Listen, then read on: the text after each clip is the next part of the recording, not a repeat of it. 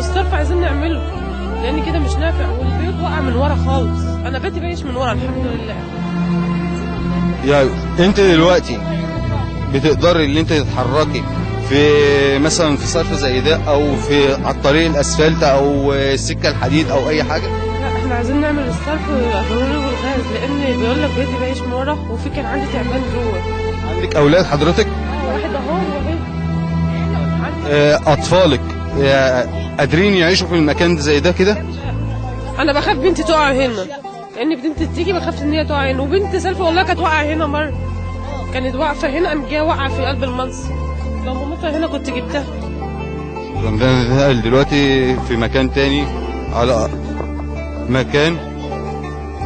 طيب نتعرف بأحد الضيوف برضو معانا هنا في أهل المنطقة. نسمة مصاب. ايه هي بالظبط مشكلتك هنا في قلب الحتة؟ مشكلة برضو الصرف الصحي